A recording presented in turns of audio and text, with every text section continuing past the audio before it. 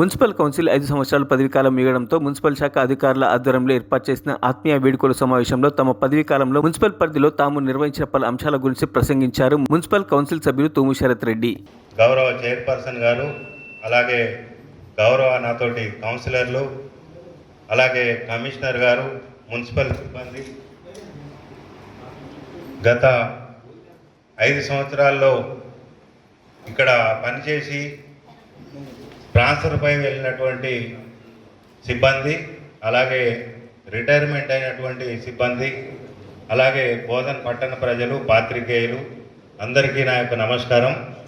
Council హాల్లో ఇలాంటి కార్యక్రమాన్ని ఏర్పాటు చేసినటువంటి, ఇంత గొప్పగా ఏర్పాటు చేసినటువంటి కమిషనర్ గారు, అలాగే అనితా మేడం గారి టీము, అలాగే మన డిఈఏ గారి టీము, ఇందులో ఎవరైతే పాల్గొని ఇంత ఘనంగా ఏర్పాటు చేసి మమ్మల్ని సన్మానించాలని మీ యొక్క సంకల్పానికి నేను మనస్ఫూర్తిగా ధన్యవాదాలు తెలియజేస్తా ఉన్నాను. 2020 జనవరి 27వ తారీఖున ఈ కౌన్సిల్లో మేము అడుగుపెట్టడం జరిగింది.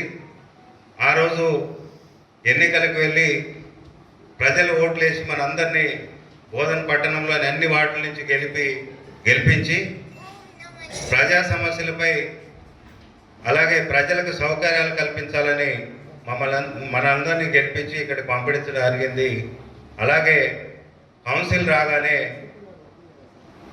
అప్పుడున్న ప్రభుత్వం పట్టణ ప్రగతి కార్యక్రమం పేరు మీద ముందుగా శానిటేషన్ని మెరుగుపరచాలనే ముఖ్య ఉద్దేశంతో పట్టణ ప్రగతి కార్యక్రమాన్ని తీసుకొని ముందుకు పోవడం జరిగింది. ఆ రోజు మనం ఎన్నికైనప్పుడు స్వామినాయక్ గారు కమిషనర్గా ఉన్నారు, అలాగే జిల్లా కలెక్టర్ నారాయణ రెడ్డి గారు, వారు ముందుండి సూచనలతో మనకి ముందుకు నడిపించడం జరిగింది. ఆ పట్టణ ప్రగతి కార్యక్రమంలో మన బోధన్ పట్టణంలోని వార్డులన్నిటినీ నీట్గా శుభ్రంగా చేసుకొని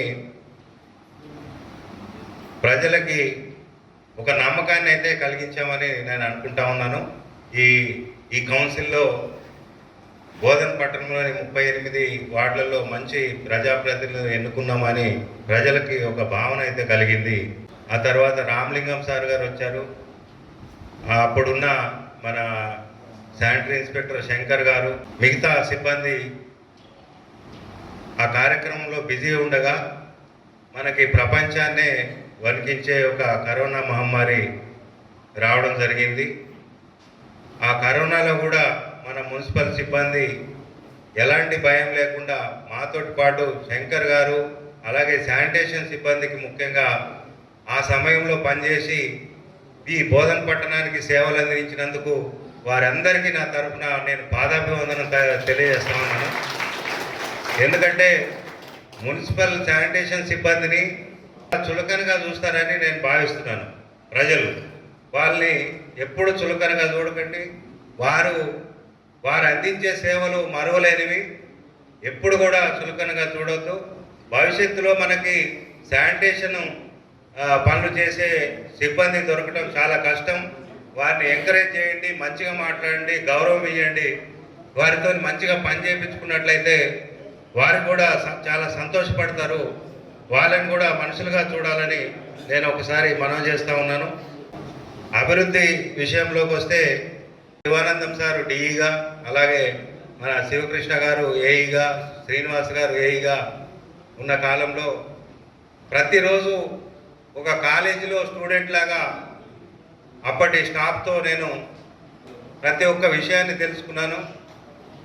వారి నుంచి అన్ని విషయాలు గమనించి మున్సిపాలిటీలో ఏ పనులు ప్రొసీజర్ ప్రకారం ఎలా చేయాలి అన్నీ తెలుసుకొని ఒక స్టూడెంట్ లాగా నేను చాలా విషయాలు తెలుసుకున్నాను. నాకు సహకరించినందుకు ప్రతి ఒక్క మున్సిపల్ సిబ్బందికి నేను ధన్యవాదాలు తెలియజేస్తా ఉన్నాను. ఆ తర్వాత 1 సంవత్సర కాలం గడిచిన తర్వాత మనము వార్డ్ నంబరు 18 గుణప్రసాద్ గారు ఆ కరోనా సమయంలో మరణించడం జరిగింది. అలాగే వార్డ్ నంబర్ 13 వల్లూరి లక్ష్మి గారు కరోనా సమయంలో మరణించడం జరిగింది. వారితో పాటు కొంతమంది మన శానిటేషన్ సిబ్బంది, ఎన్ఎంఆర్ వర్కర్స్ కూడా. మరిన్ని అప్డేట్స్ కోసం మా ఛానల్ని సబ్స్క్రైబ్ చేయండి.